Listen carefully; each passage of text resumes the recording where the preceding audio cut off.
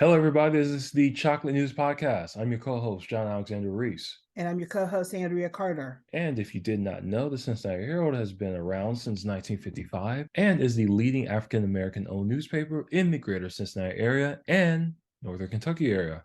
How's it going, Andrew? It's going great, John. I mean, after that, what is that freaky cold snap yesterday we had? Oh, What was that? yes. I don't know what that was. It's like I it's the was middle of like, the summer. And I was like, it's all cold. I said, I hate this so I, much.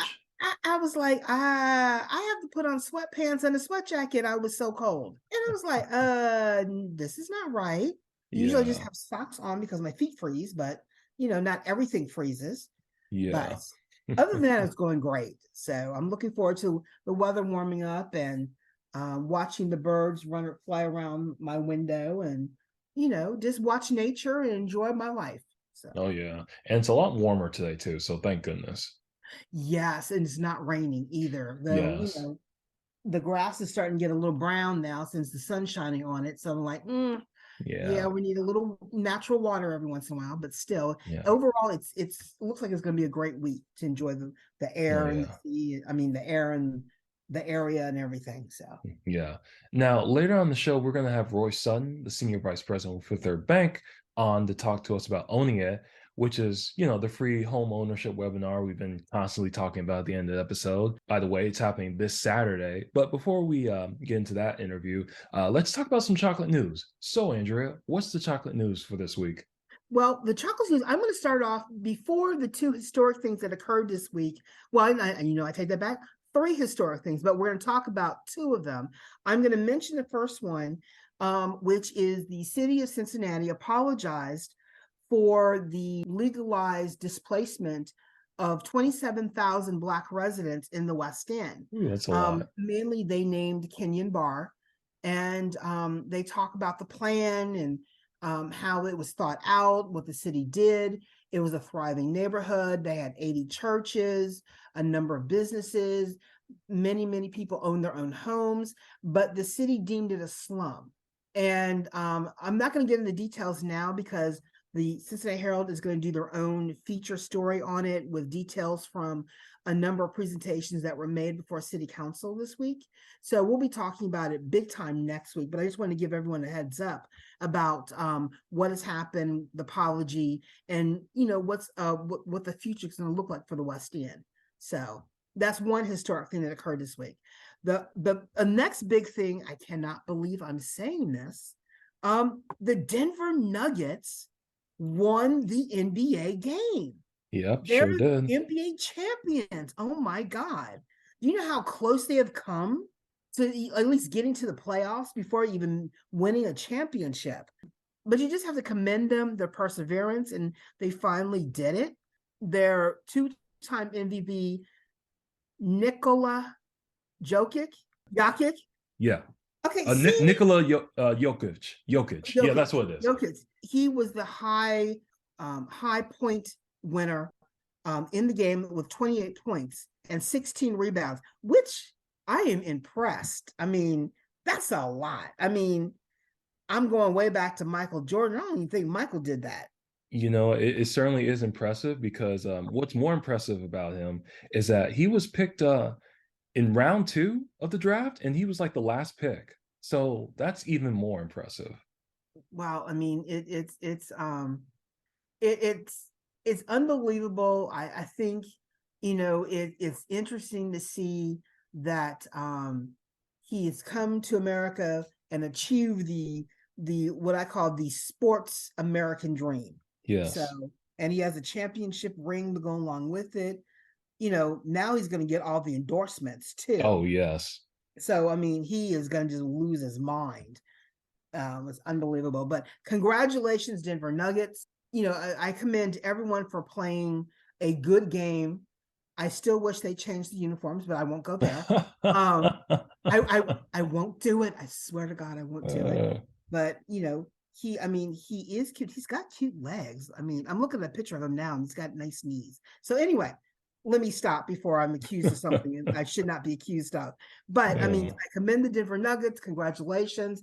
I know Denver is going wild and nuts and they're going to have a parade and everything. So party hard, don't party stupid. Congratulations. The other historical thing that occurred this week, who's still denying that he did anything wrong, and I can't just use 45. Former President Donald Trump was arrested, booked, and pled not guilty to 37 charges tied to alleged mishandling of classified documents. Yes, I'm reading our headline because I wanted to make sure I got it straight. Hmm. He is it was a shame that they did not allow cameras in the room. All they allowed were artists to draw it real quick, which I think is, commendable for someone to draw that fast. But he went, he was booked, he was digitally fingerprint, which, I wanted him inked. I wanted him to go through the whole shebang, get that Yeah. mug shot and everything. He didn't have to get the mug shot. They said just use a public picture. It was like mug shot. You want the mug shot with the numbers. You want that, Exactly. but they adhere to that. He wanted his own way. If he's convicted, he won't get his own way. But anyway, Donald Trump was indicted and booked, pled not guilty, for the number of classified documents he had in boxes stashed in a bathroom, on a stage, and in a storeroom at Mar-a-Lago that he was not supposed to have. So according to the indictment, which I have not read the 66-page indictment yet, but I heard it's good reading.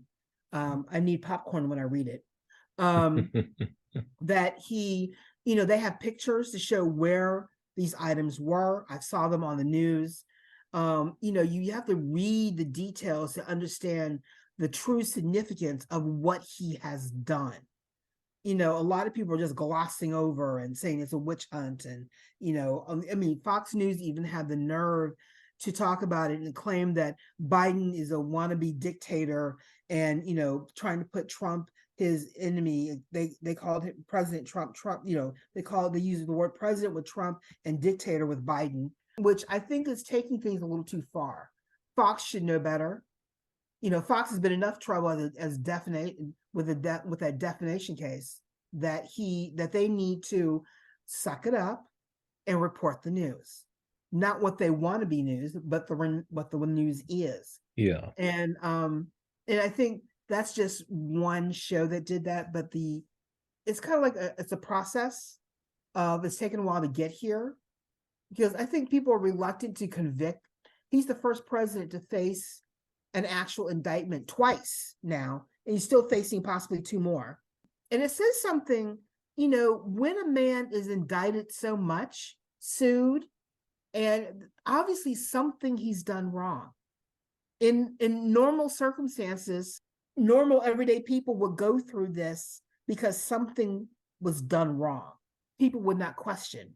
But because it's a former president, it's never been done before, we have it. I mean, think about it. If Nixon, going back to Watergate, if Nixon had not resigned, then Ford pardoned him on whatever charges he was going to face, he would have been the first president to be indicted on criminal charges, way Right. back in the 70s. Right. So we were delayed that lesson, which we should have had that lesson to let, so this would go down a little easier. And I think it also says something a lot about Republicans because Nixon was a Republican. What does that say about Republicans? Yeah. I'm not trying to indict all Republicans because there's some good Republicans out there. Of course. Yeah. I can think of a couple who served on Cincinnati City Council who were outstanding. I can think of some that have been county commissioners who in their own way had moments of decency, even though their political view, I disagree with their point of view. I knew they were good guys at heart because they tried to do the right thing. Some did, some didn't. In my years of service as a journalist, I've worked around in enough towns that I've met both Democrat and Republican politicians. I know a good politician when I see them. Yes. Donald Trump is not a good politician. Donald Trump is a con artist in the mask of a politician trying to save himself. And he thinks being president, he'll be able to pardon everything and it'll go away. He's never been held accountable for his actions. He is 77 years old and he's never been held accountable. He's never been disciplined properly at all. People just let it go because he was, quote, rich and he got away with a lot. I'm sorry, but as everyone keeps quoting, you're not above the law. Yep. And he's not above the law. So, I mean, that's all I got to say about Trump, because we'll have a lot more to say as this continues. Of course. Excuse me. So I'm moving on to an interesting thing occurred. The area Kroger's in the tri-state, the Ohio, well, in the Cincinnati region between Kentucky and Ohio, Kentucky and Cincinnati, 6 bomb threats occurred at area Kroger's. So scary. It's very, number one, it's Kroger's. I know. Why would you want to bomb the food? You know, come on, it's food. And I know one of them, Oakley, that's the one I go to a lot. So that was particularly scary. Okay. Outside of the Kroger's on Kennard off of Mitchell, Yeah. Oakley is my favorite. Right. And then my go-to, we'll see. Oakley is my go-to Kroger's besides Hyde Park. Mm-hmm. But I also, Kennard is my go-to Kroger's for immediate things. And then my backups are Norwood and the one in Clifton, right across from UC. So, you know, that's a lot of Kroger's that I know about. Yeah. But they all have good service. They all have items that I want. I can run in and out depending on where I'm working in the area. But I mean, I'm just saying, like, why would someone want to threat a Kroger's? I mean, I understand why they would threat a Kroger's after what happened in Buffalo. I'm not saying that, but why would you do a bomb threat? I mean, I don't know. People are crazy. I'll just leave it at that. It's crazy. It's kind of sad that people are finding it is easier to pull a gun to make terroristic threats than to handle their issues. Yeah. And they want to injure people in the process because they feel miserable inside for whatever reason. They're feeling low or misguided or whatever. I mean, it's Kroger's. I mean, I feel that's one of a grocery store is one of the safe places I know of. Even during COVID, a grocery store was a safe haven for me during COVID when we all could not go out and about as much. Yeah. I went to a grocery store more than I even tried to go to a mall or any place else. Right. And that says a lot about Kroger's. That says a lot about the service, a lot of people who are working there at the time. You know, I'm not trying to be a staunch supporter of Kroger's, but again, it's a safe haven of the community, is a grocery store. You see friends, family at times. You can meet people there. You can now in Oakley, you can have a drink there now. Yeah, you know? sure can. They have some good selections too. I mean, the food choices there. I mean, it's hard for me to fathom why someone would want to bomb a Kroger's. Yeah. And you know, why would you try and make false attempts at that? All it does is scare people. It stops people from earning a paycheck. It stops people from meeting their plans of the day. And on top of that, it makes people afraid to go to what is a safe space. Yep. So, but I mean, there are people out there who want us to live in fear all the time. And I can't live in fear. Yeah. You know, I am fearful of some things, but I can't live in fear all the time. Number one, it's exhausting. Exactly. I'm exhausted enough from medical issues that I have. I don't have time to be exhausted emotionally because out of fear. I don't have time. I'm too busy. Anyway, moving on. The most exciting thing that I find of chocolate news is what Tyler Perry is doing next. He is about, supposedly, allegedly, he is about to acquire BET, and BET owns VH1, which I did not know. I didn't know. I didn't know either. So shocker. That is a shock. I mean, I was shocked when CBS bought BET. I mean, no, I'm sorry, that was Viacom. Yeah. And oh But no, wait, I take it now back. Viacom, they just took the Paramount name, so now they're just Paramount. Right. Because in the original, it was Viacom bought BET, CBS bought Viacom, and then Paramount bought CBS Viacom. So all is now Paramount, Right. which is exhausting even to remember. It really is exhausting. And that also just shows your age that I was able to say that. I mean, that's a shame. But anyway, but I think it's going to be interesting to see once this deal is done, the fact that BET will be Black owned once again after 21 years after, was it Bob Johnson? Robert Yeah. Johnson sold Yeah. it Right. for $2 billion. Then he divorced his wife. So they split that billion. She got $1 billion, he got $1 billion. Ooh, even cheaper just stay married. Well, Oh, but you know what's interesting is that Johnson owns, is it the Panthers? I think it might be the Panthers. He owns a football team and a couple other things, but his wife, their daughter is a championship horse rider, Huh. and Did not know that. she owns the I forgot what her first name is, but she turned around because of that love for horseback riding. She owns a number of farms to train horses and riders, championship riders. And she now owns a travel company where she owns hotels and resorts.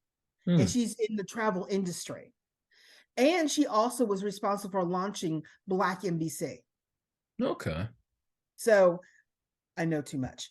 But I mean, they have done some interesting things with the money that they made off of BET.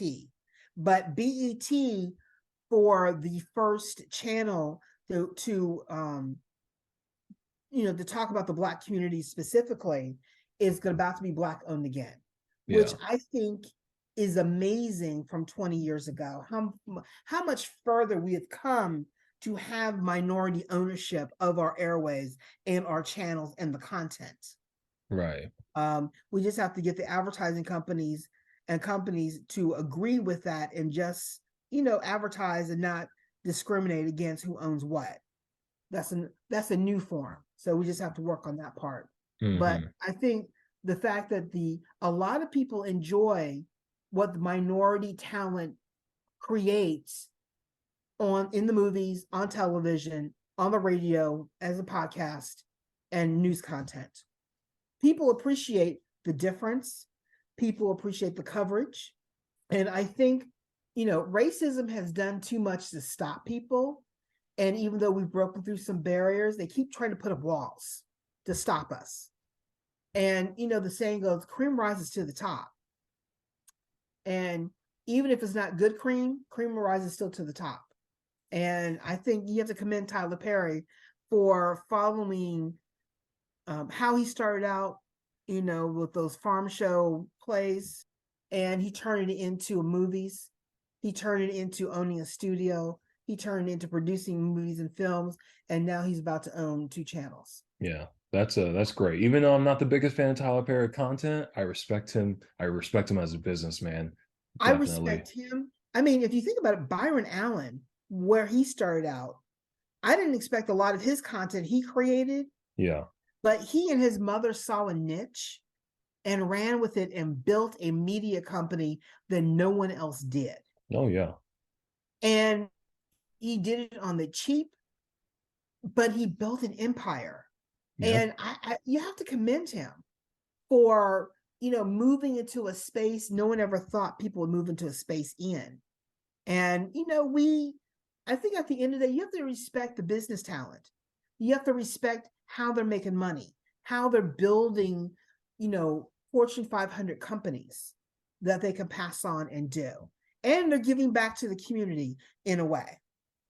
You have to commend them. And I have to commend Tyler Perry for what he's doing. Medea is funny, and many see him as Medea, but I think behind the scenes, his talent has grown as a producer, as an entrepreneur, and as a content creator. I think he is coming into his own and making some very good decisions that will have a lasting legacy down the road. I think it's fantastic. Oh And yeah. that is the chocolate news for today. All right. Thank you, Andrea. And I also just want to point out real quick, I'm sorry, real quick, that today is Juneteenth weekend, and we actually have a story on our website about some of the different events going on this weekend. So make sure to check that out. Oh my God, there's so many events going on. I can't keep up Yeah, with I how know much it's stuff it's is it's a going lot. on. Yeah, I mean, it's so much, but it's so exciting that there are a number of events leading into a holiday.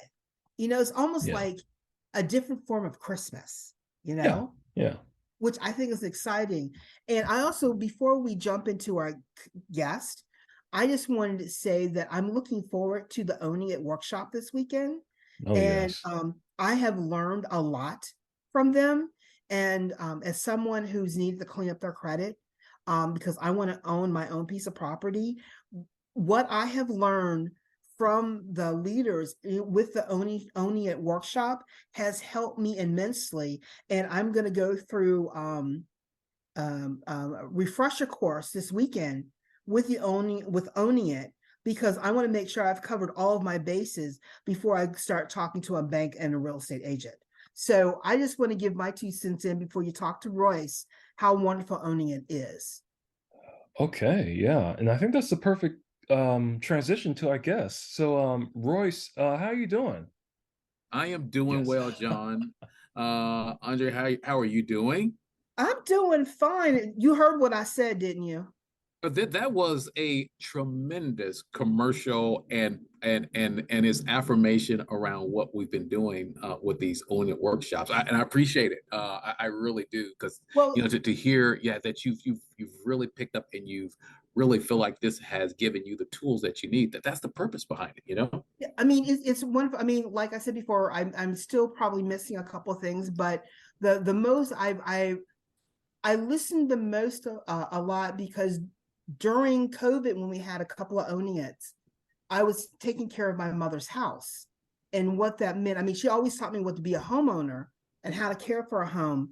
But because my sister and I were looking at ownership and how we could, have our own pieces of property, I really picked up on what you were saying and what we needed to do and how financially certain things need to be in place. And even if it's not all the way good, if you just get fair, you will work with everybody. And I listened to that. And I just have to say it's fantastic. And I will be there Saturday listening again, just to make sure I got everything completed so I can take that next step. Well, you're as you describe this process, for everyone, the journey is a little different, but we're committed, no matter where someone may be in their journey toward home ownership. We can have those discussions. We can continue to work with folks. So if someone's ready today, great. If someone's ready in 6 months, that's great as well. If it takes them a year, we can work through those processes and steps to get through any barriers that a person may have, so that this dream that they have of home ownership isn't just some myth out there, but it's a reality that they can make happen step by step, with the right people attached to the decision making process. And that's what we are doing in these Own It workshops, where we're bringing the best professionals that are available to have these kind of conversations, to talk about, okay, what's it mean to look at your credit? What's it mean to look at, where you are in balancing maybe your budget? How much will it cost? Those are the kind of questions that people have, that sometimes we get so apprehensive that we talk ourselves out of things that could be very much within our grasp. So what I wanted to ask you, Royce, is that like we've been saying for weeks now on this podcast, um, the home ownership webinar is this Saturday at noon until 1:30. But can you give us like a little brief recap of what these owning it webinars are about exactly? So June is National Homeownership Month. In addition to having Juneteenth this weekend, Father's Day weekend, we've got a lot of stuff going on to celebrate. But the idea of creating economic stability and economic growth, June is a great month to start that. So this Saturday in the Owning It workshop, which they'll be virtual, if someone is interested in participating in those, there's a link that we have that will allow people to log right into the Zoom virtual workshop that we'll have, that walks anyone through the steps toward home ownership. We spend about an hour and a half, not a lot of time, and we just go from soup to nuts, beginning to end, talking about the different perspectives around building wealth through home ownership and this idea of what it means to prepare for home ownership. Everything from down payments to meeting with a realtor to a mortgage loan officer, sitting down with a banker, and how to do that, how to walk through that process, how to think through this process of what it means from the beginning to the end of the mortgage is what the Own It workshop is all about. And we've got some great partners that are joining us that are in this work, folks from the bank and then folks from the community who are having these impactful discussions.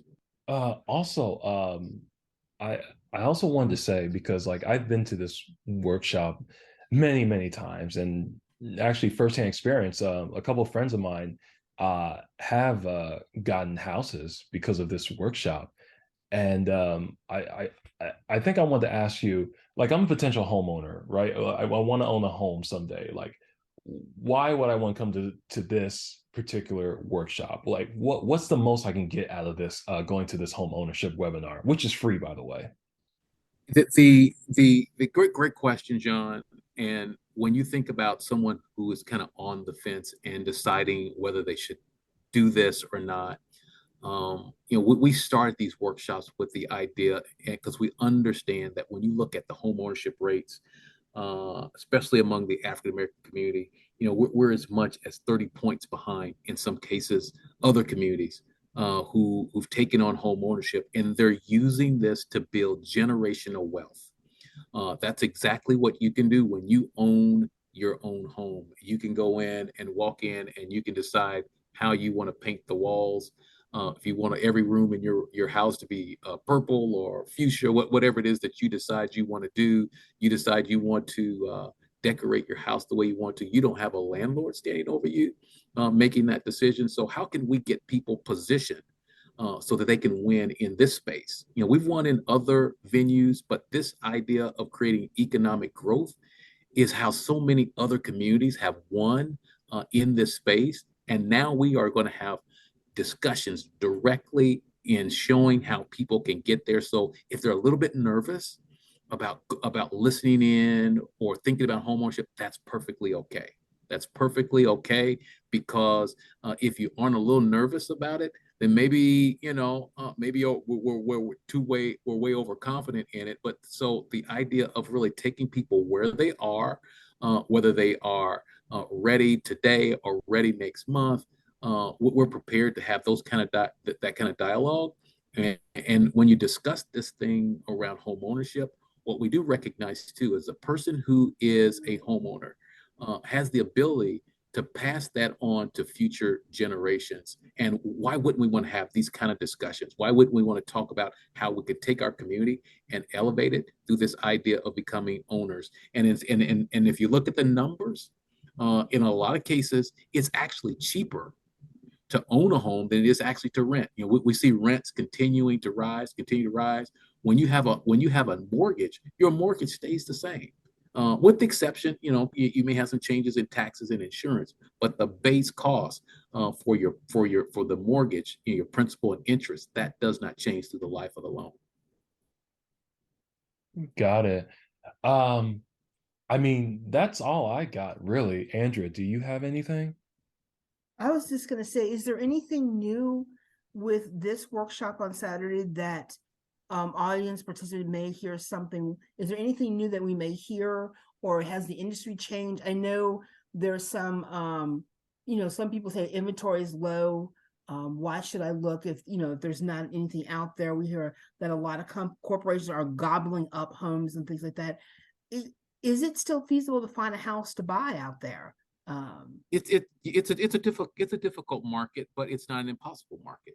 And so that's why we brought together some key strategists on this call to really give folks a leg up in how to maneuver through this process, despite some of the artificial barriers that might be out there through the homeownership process. So if people think about, okay, yeah, I see interest rates that they're rising. Can I still go through the? Yes, you can. Homeownership is still obtainable. One of the things that we're going to talk about here is that there's some free money that's out there when you go through this process, and that some of that free money is down payment assistance. That those are dollars that are available to help make the home buying process that much more affordable and easier for those that are going through this process. So how do you qualify for home ownership or for down payment assistance? We talk about all of that. We talk about how it connects through things that helps the folks to connect through this whole process of what it means to bring together your realtor, bring together your mortgage lender, appraisers, and all this stuff that seems a little bit technical. We break that down and make it a lot more simple in this space. I'd say the other piece that we don't want to overlook as we think about this workshop, this is going to be the only time where a person can then talk back to us as well. So we're not just going to talk to people, but this workshop will allow anyone who calls in, we will reserve as much time as they need and we'll answer questions. So if it's something that maybe we covered and they weren't quite clear, we'll go back over the information. We'll spend some time talking about, things that they weren't quite, they didn't maybe quite understand, and we'll talk through that. And then if a person wants to begin the process of setting up appointment, we'll take them through that process as well. But it always starts with good quality information, and that's why we've assembled what we feel like is the industry best on this Saturday, the 17th at 12 noon, to really have those kind of conversations and to hear firsthand of what it means to build wealth through homeownership. I can't wait. Yeah, I can't wait either. And it's I have to say I've learned a lot just by going to these all these years. So for all of our listeners out there, register for this. Like I said, once again, it's free. It's only about an hour and a half, and I'm sure you'll definitely, if anything, you'll get more knowledge about like home ownership, and hopefully you'll be ready to take that big step into home ownership because ultimately it's worth it. You own it. It's yours. Well, I Oh, appreciate you give me the opportunity to talk about this, and so they can go to the African American Chamber's website, they can go to the Cincinnati Herald's website, and get that information about how to register for the Owning It workshop this Saturday, the 17th at 12 noon. yep. Thank you, Royce, for coming on. It's greatly appreciated. Thank you so much. Oh, you guys have a great day and you have great discussion. I love the conversation that's going on here. Right. Thank you. Okay, well, that's it for today's shows, folks. I also want to thank Andrea again for all that good chocolate news. Thank you so much, Andrea. Oh, it's my pleasure.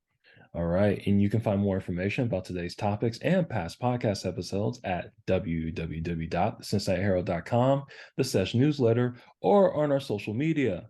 We're on Facebook, Twitter, Pinterest, Instagram, and LinkedIn. And make sure to subscribe to our podcast on your favorite podcast app. Our podcast is on Apple, Spotify, TuneIn Radio, Amazon, YouTube, and Google Podcasts. And once again, I don't want to sound like a broken record, but I'm just saying, owning it.